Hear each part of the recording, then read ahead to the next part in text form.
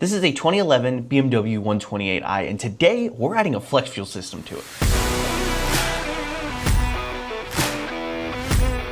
To start off with this install, I, and Ryan is going to guide me on this, I'm going to take off this cover first. This is what's going to reveal all the injector plugs and anything we need to plug in. Obviously we have two bolts right here up top that are very easy to access, but there's one right under this cover that I'm going to have to reach for. So this should be a fun one. You can just use the impact gun. Oh yeah, that's right. Impact guns. Make sure it's on reverse. Yep. Make sure you block the camera completely. I got this one too. That's for multi-angle. Multi-angle, there you go. This is awful. This is first experience working on a Beamer, and You've been working on that for like 3 seconds, and you're already saying it's off. so that's an option you guys have. You could take this whole cowling off and get to it way easier, but I like to struggle, so we're gonna make that fun. Because you know, it tracks to have to remove your cabin air filter to change your spark plugs.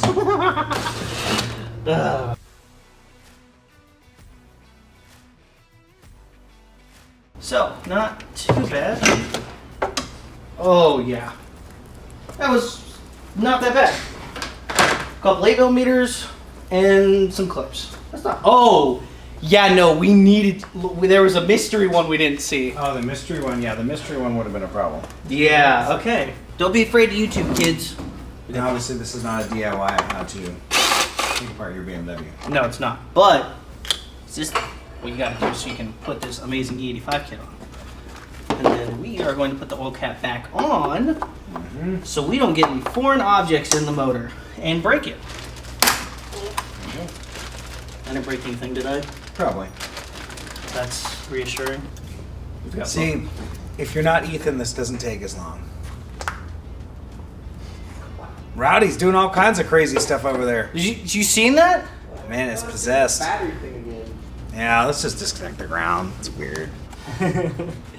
So these 3 clips are all broken on this end from whoever touched this last, and they were upside down. Okay. These ones were fine. These ones we fixed, and then Fix it. that's what I'm doing right now. So there's kind of 2 sections to it here. There's a longer and a shorter one, so you just go front to back, basically. Okay. So what you're gonna do is you're gonna fish this, and you can clean it up, you know, lay it out however you want. But obviously this is gonna have to go underneath here to feed up here. But your longest one is gonna go to that number 1 front cylinder. So got these injectors. Put this on here. It's gonna be a tight fit. Push and rock it back and forth. It will clip in. Just like that. And you're gonna take this guy, notch on the top here, and it will clip in. It actually already clipped in this. Your clips aren't holding it very well, so No, it's not. it's. They're a little We may sharp. want to put a zip tie like on there, because if that falls out, you'll drop a cylinder. That's Okay. what's gonna happen there. So yeah, it's actually cracked. The plastic's missing right here. So Yeah, that's what I was saying. It's missing on all of these 3. The back 3 are fine. The zip ties aren't required, but Yeah. we're fixing it basically at this point. So. So then it goes to number 2. Yep. Which They actually don't matter, but the harness is different lengths to make it easier for installation. Each run has its own processor, so it doesn't matter what cylinder it's going to, it's just processing for that cylinder.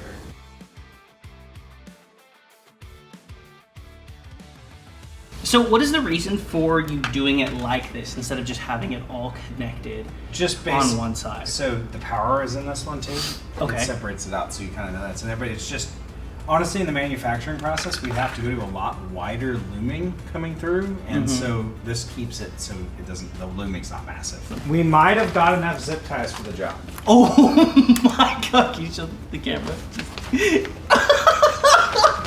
With plugging this in, is there anything that I should be looking for on this install that like maybe says this is not plugged in correctly? I mean, or just in the lineup of it being an inline 6. Now, if what we didn't expect to find that your clips were broken, right? Yeah. So when you're doing the install, let's say you didn't have any broken clips, you would push down the connectors onto the injector and you feel them click. These would be the same way. You'd kind of hear them click. You'd be good. But since yours are broken, we're gonna zip tie it. So always recommend flush cuts. Yes. If you're gonna zip tie something, flush cuts.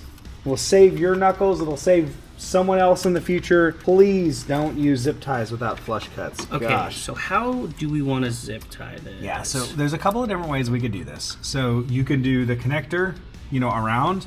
We could also do like a double zip tie where we put a zip tie like around this part here, and then we put another zip tie to pull that around. There you go, and then there's no burr to cut you or someone else. Yep. Then what you'll do is, like I said, we'll push this in place, and then you can tidy up, you know, you tuck your wiring however you best see. Well, the nice thing is that it comes with a cover, so I can just cover it up. Yeah, you can As long as it's not touching anything hot, it's not going to be an issue later on. Like, that's like my big thing is. Currently right now, we have ran the injector clips into their spots and we are zip tying the connections to my main injector rail. Now the reason being is not because the kit needs it, but because these clips and this plastic right here was broken. So realistically, the first 3 are the only ones that need it, but I'm going to take the extra step and I'm just gonna make sure that this is good to go.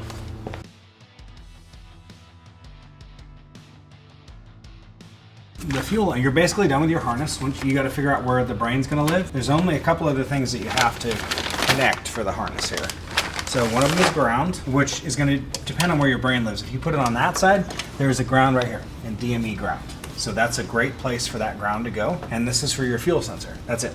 You're done. Okay. The next thing is your fuel line, which is right here. So this it already has like the tool built into it.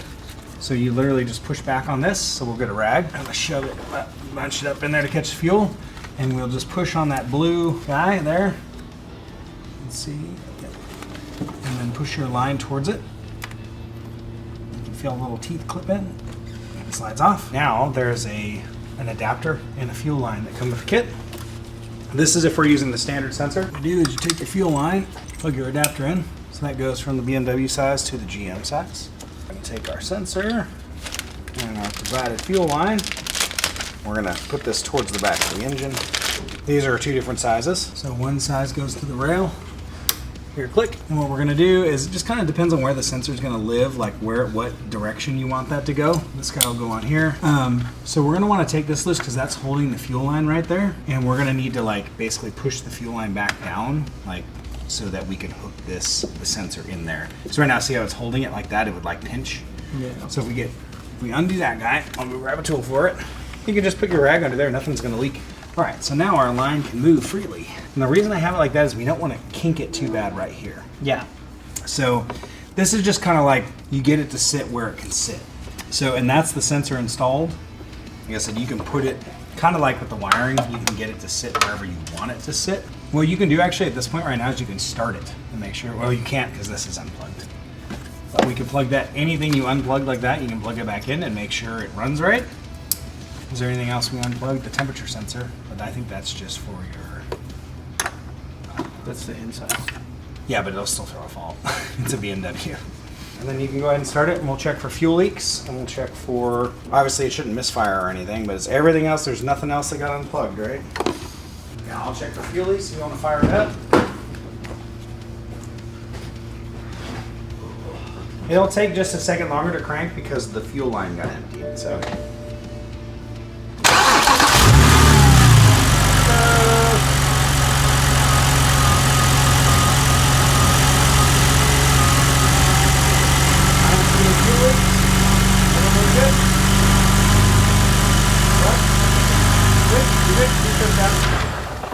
So now at this point, we're literally just routing the wires where you want them, throwing the covers back on. And then we'll plug in the module once everything else is done. Then it's just literally plugging it in, you're good to go.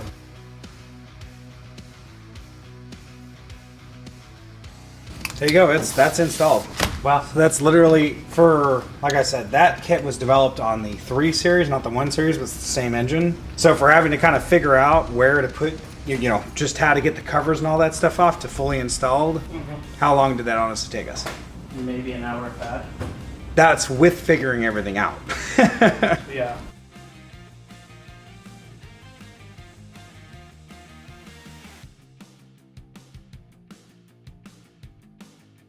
If you like this video, hit that like button. If you're new to the channel, make sure to subscribe and make sure to tune in on our next video because we're gonna throw the BMW on the dyno and see how much power it makes on the E85.